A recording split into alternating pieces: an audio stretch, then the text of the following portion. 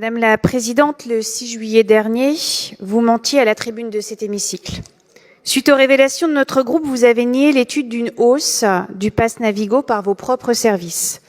Vous évoquiez également un débat sur la tarification au sein du conseil d'administration d'Île-de-France Mobilité. Il n'a pas eu lieu. Second mensonge, Madame la Présidente. Pourtant, le 14 septembre, vous annonciez dans la presse une hausse du pass Navigo.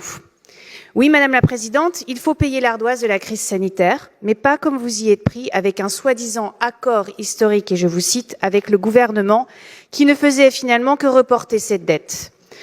Vous avez été en effet incapable d'obtenir une prise en charge par l'État des effets de la crise sanitaire, compensation pourtant obtenue dans les capitales de nombreux pays voisins.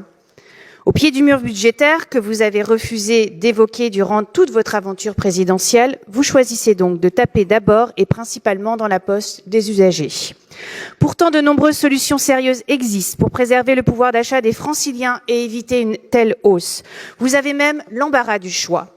Vous pourriez demander aux législateurs la création d'une vraie zone premium pour le versement mobilité, la revalorisation de la taxe locale sur les bureaux dans la zone centrale, l'augmentation de la taxe de séjour pour les 4 étoiles et plus, l'augmentation des redevances pour l'aviation d'affaires, la modernisation de la taxe sur les surfaces de parkings commerciaux, la majoration des droits de mutation pour les transactions immobilières supérieures à 1 million d'euros, la mise en place d'une écotaxe poids lourd, voire la création d'une contribution des colis des plateformes numériques.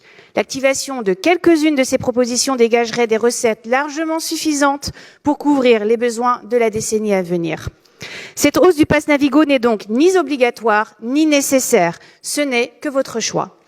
Le choix de la facilité qui sanctionne les usagers des transports alors que même les fins de mois sont de plus en plus difficiles et que la dégradation du réseau de transport est inédite. Baisse de l'offre sur 150 lignes de bus, 13 lignes de métro, 6 lignes de RER et Transilien, c'est vous. Privatisation des bus RATP alors qu'il n'y a aucune obligation légale, c'est encore vous. Dégradation de 10 points de la régularité du RER B Nord en 1 an et soutien honteux au train des riches Charles de Gaulle Express, c'est toujours vous. Madame la Présidente, notre question est simple. Pourquoi augmenter le pass Navigo quand vous avez la possibilité de le geler et de trouver de l'argent ailleurs que dans les poches des usagers ?